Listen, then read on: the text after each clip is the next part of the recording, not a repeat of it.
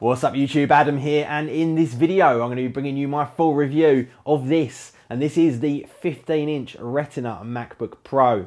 Now just before we start, to let you know, this video is being brought to you by buymobiles.net. Check them out for all of your smartphone and contract needs.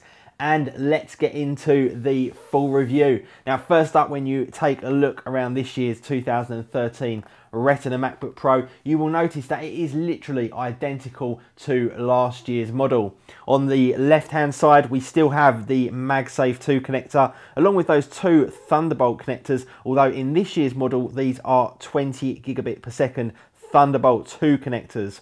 Next up we have that single USB 3 port, and then we've got the 3.5mm headphone jack that also doubles up as a microphone as well if you've got the correct adapter.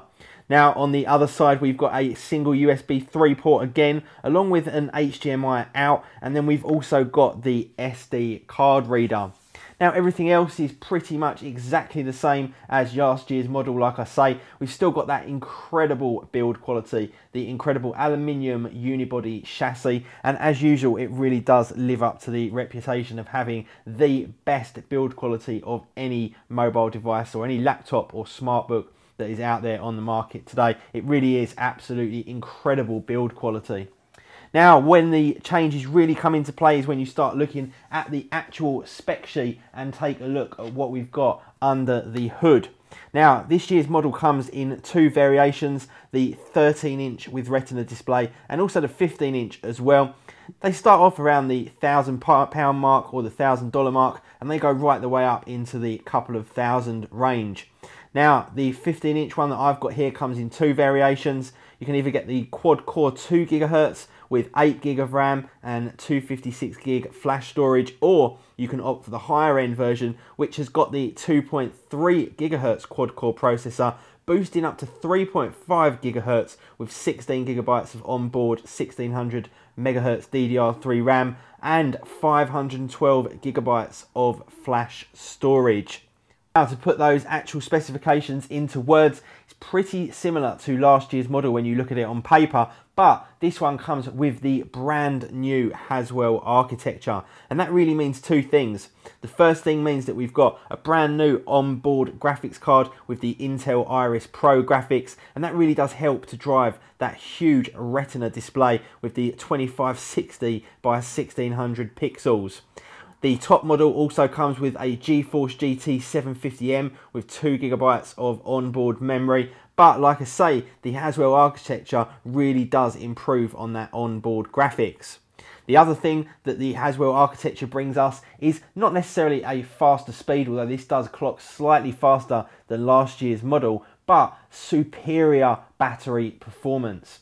Now last year's model, towards the end it was getting around probably about 4 to 5 hours battery life, which is maybe an hour or so less than when I first got it. But this year's model I've been getting between 8 and 9 hours of fairly heavy usage out of it, and if it's just literally web browsing that you're doing with a bit of Twitter and social networking, potentially even slightly longer than that. Plus we still have that incredible 30-day standby.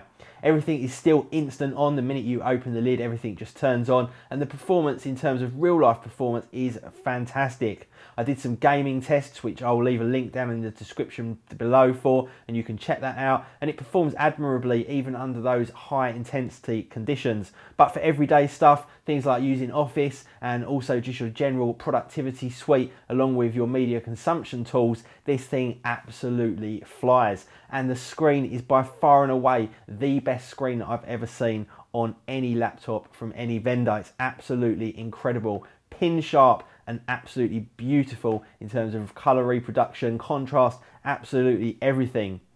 Now in terms of my overall opinion of this year's Retina MacBook Pro, do you need to upgrade from the last model?